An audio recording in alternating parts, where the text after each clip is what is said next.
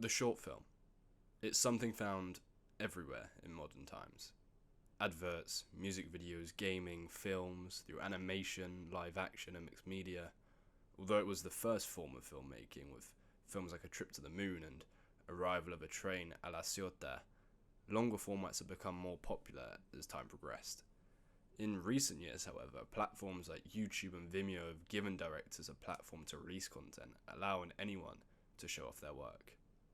Nathan Parker says, "The short film is a vital format. It provides an opportunity for the filmmaker to experiment and learn in equal measure.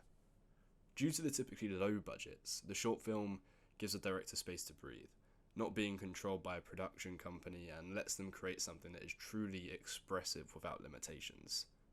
However, short films of late have created a stigma of being lazy and unimaginative, only being used as calling cards for directors or as a setup for a feature-length film like Whiplash. Although it's a great short, contained with a small screen time, its only true intention is to be made into a longer form of content."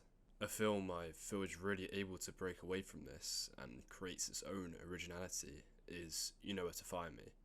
Directed by Sam Davis, it's a 20-minute short film based on the events of a childhood friend. It follows a 23-year-old man with an intellectual disability called Frankie. We watch as he leaves the house he grew up in with his single mother into his own place, swearing his independence even though he only lives across the road. By following themes of love and family, Davis was able to represent the feeling of separation anxiety through not only Frankie, but also his mother. In a commentary over the film, Davis discusses how he and his team had previously worked on documentaries using the handheld format. This is something he'd chosen to carry over to this film. It allows us to feel intimate with the characters as we watch Frankie and his mother move into the new place. Raskin's parameters are a set of rules short films must obey in order to create a good story. Created by Richard Raskin, he states that when two components of a given parameter are both fully present in a filmic event, their interplay shapes and enriches. The parameters are there for directors to find an equilibrium between each pair, but aiming to include 3 to 4 is what Raskin thinks creates a quality short film. You Know Where to Find Me uses 3 of these throughout. Character and object are represented through Frankie's relationship between his new place and his old. His family house is filled with toys, school projects, and memories as a child. It's warm and inviting, yet the new house is empty. There's no life to it whatsoever, and a place where Frankie is trying to let go of his mother, even though he doesn't want to. Simplicity and depth can be found as the film follows a simple storyline of moving out across the road from your mother, contrasting to the depth that is built from a place inside Frankie's brain. Although he's been anticipating this moment for a long time, he can't help but feel this deep anxiety. He is willfully looking for ways to fill the hole lost from his mother. Finally, the image and sound. Whenever he and his mother are together, the music is playful, underlaying quick cuts, creating a positive atmosphere. Yet, once he's by himself, the takes become longer as he doesn't know what to do with himself. He's eerily silent, there's no form of music. It helps portray this feeling of isolation and the separation anxiety it creates. The theme of separation anxiety has been explored in another, more popular short film called Bao, created by Disney Pixar. It follows a mother who replaces her son with a bao bun that she intricately shapes before raising like a child. Similarly to You Know Where to Find Me, the films both explore the loneliness of accepting independence, but in contrasting ways, one being a mother, the other being a son. Reese discusses, the strongest way to engage a spectator is by appealing to our general concern for other people, making us feel sympathy, admiration, and compassion. When a character is easy to empathise with, their pure nature makes an audience want them to achieve. Both the mother in Bao and Frankie in You Know Where to Find Me are faultless characters, both wanting to move on, yet not being able to because of their loving nature. You Know Where to Find Me provokes a general concern more authentically as it has time to linger. Comparatively, Bao is a much shorter piece and we come to its conclusion quicker.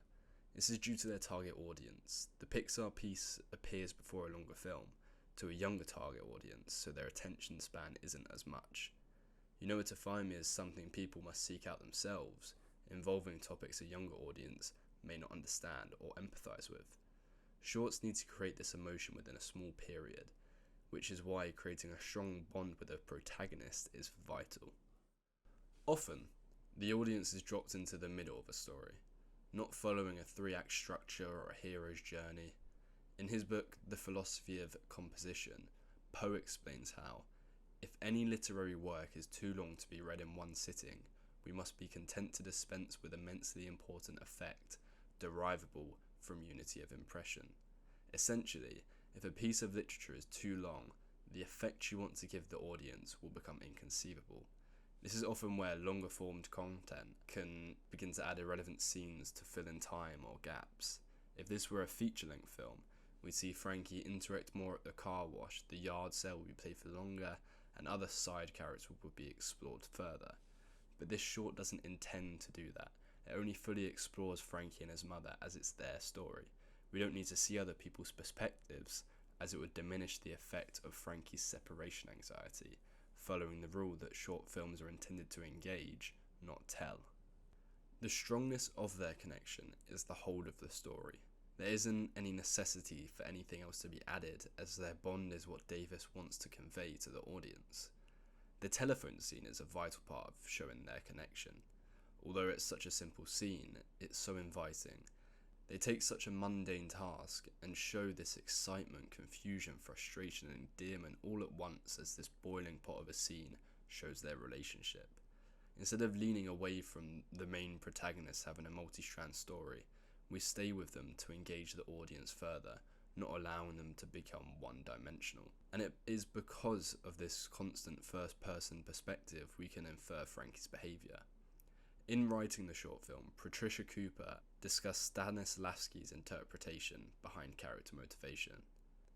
The energy of a character is often a byproduct of the tension between what the character wants to do and what he feels he should do in a given situation.